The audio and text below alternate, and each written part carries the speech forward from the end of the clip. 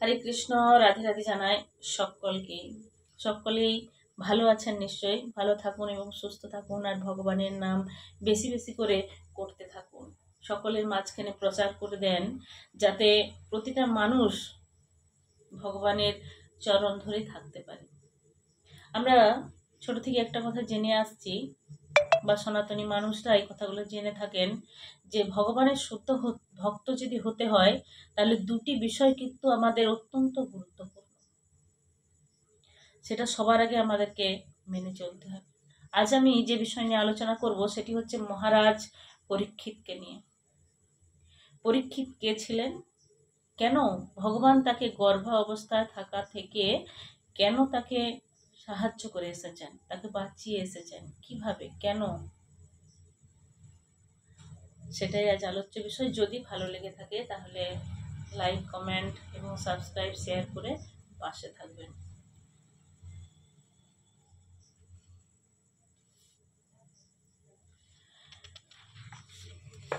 সতীম শব্দটির বিশেষ তাৎপর্যপূর্ণ অর্থ হচ্ছে বিদ্যমান এবং শুদ্ধ। এই দুটি অর্থই যথাযথভাবে পরীক্ষিত মহারাজের ক্ষেত্রে সম্পূর্ণরূপে প্রযোজ্য।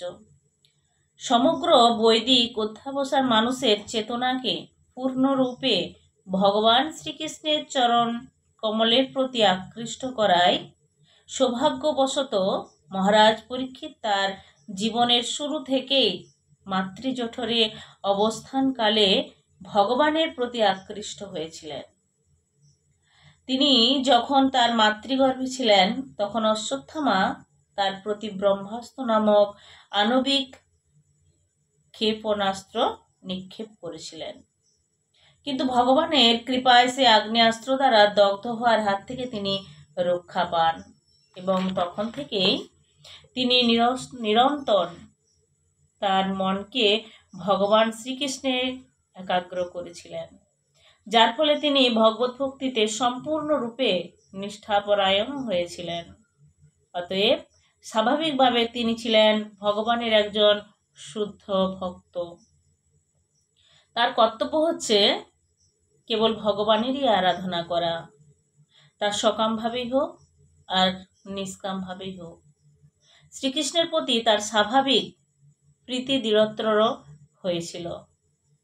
শ্রীকৃষ্ণের শুদ্ধ ভক্ত হওয়ার ক্ষেত্রে কিন্তু আমাদের অত্যন্ত গুরুত্বপূর্ণ হচ্ছে দুটি বিষয়, যথা ভগবত কুলে জন্মগ্রহণ এবং সদ্গুরুর কৃপা প্রাপ্তি। শ্রীকৃষ্ণের কৃপায় পরীক্ষিত মহারাজ এই দুটি সৌভাগ্যই অর্জন করেছিলেন। তিনি পাণ্ডবদের মতো ভক্তদের বংশে জন্মগ্রহণ করেছিলেন, এবং পাণ্ডব বংশ রক্ষা করার জন্য তার প্রতি বিশেষ কৃপা প্রদর্শন করার জন্য ভগবান বিশেষভাবে পরীক্ষিত মহারাজকে রক্ষাও করেছিলেন, যিনি পরবর্তীকালে ভগবানের এই ব্যবস্থাপনায় ব্রাহ্মণ বালক কর্তৃক অভিশপ্তও হন, এবং সুখদেব গোস্বামীর মতো সদ্গুরুর তিনি সান্নিধ্য লাভ করেন। শ্রী চৈতন্য চরিতামৃতে বলা হয়েছে, ব্রহ্মাণ্ড ভ্রমিতে কোনো ভাগ্যবান বীজ, ব্রহ্মাণ্ড ভ্রমিতে কোনো ভাগ্যবান জীব, গুরু কৃষ্ণ প্রয়াদে প্রায় ভক্তিলতা বীজ। এই তত্ত্বটি পরীক্ষিত মহারাজের ক্ষেত্রে সম্পূর্ণরূপে প্রযোজ্য। ভক্তকুলে জন্মগ্রহণ করার ফলে তিনি স্বাভাবিকভাবেই শ্রীকৃষ্ণের সান্নিধ্যে এসেছিলেন, এবং এই যোগাযোগের ফলে তিনি নিরন্তর তার কথা স্মরণ করেছিলেন।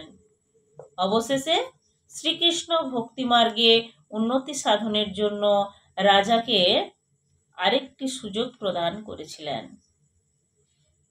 তাকে আত্মতত্ত্ব বিষয়ে পূর্ণ জ্ঞান সমন্বিত শ্রেষ্ঠ ভক্তরূপেই সান্নিধ্যে প্রদান করার মাধ্যমে এবং সদ্গুরুর উপদেশ শ্রবণ করার ফলে তিনি তার বিশুদ্ধ মনকে স্বাভাবিকভাবে শ্রীকৃষ্ণে একাগ্র করতে সক্ষম হয়েছিলেন।